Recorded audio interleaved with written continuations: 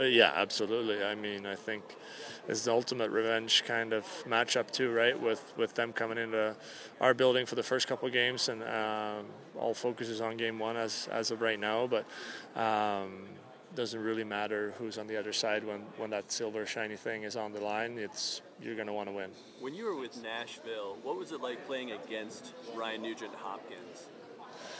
Yeah, it's a frustrating thing to play against him because he seems to always be on the right side of things, and obviously a gifted scorer, a gifted passer.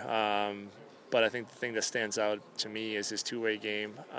Never out of a situation, always in the right spot, always helping his D-men or helping his forwards, and he's kind of that Swiss Army knife, if you will. You can kind of insert him anywhere, and he'll excel, and he's a heck of a player for us. What does he mean in the rim? Like, he's been in Edmonton longer than anybody at this point.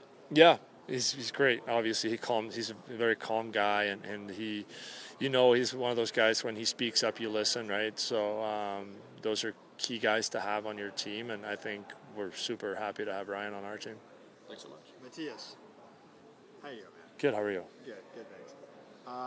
Look, there are a lot of rats playing in the Stanley Cup final, so I just want to get your take on who you think the biggest rat in the series is. I think that they can play that style, do whatever. We're trying to keep our eyes on the prize and try to not get tangled up too much in that conversation or anything like that. We try to play our game. I think that you look back at the first three games of last year's finals, they kind of had their way with us, and we got to make sure we come out better than we did last year. How about on the Oilers? Who would you say is your team's biggest rat? I'll say my neighbor, Corey Perry. Okay, he's gotten a couple answers, so thank you. There you go. Matthias, over the last 6 weeks, I know that you've mostly been watching, but even stepping in against Dallas, what have you learned about this group over the last 6 weeks?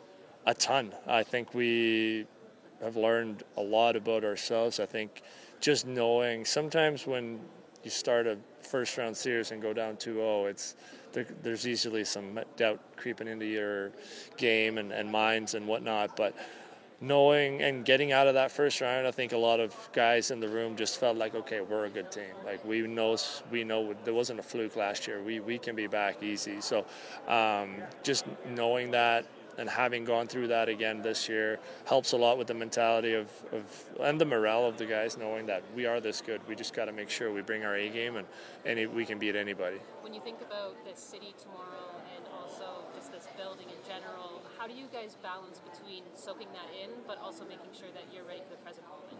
Yeah, I think that's where the experience from last year is going to be valuable. Obviously, going through it once against this team, and we know the building's going to be crazy. We know everything. There's no surprises anymore, and that everybody's just excited and focused on getting that game won and making sure we're ready to go when the puck drops.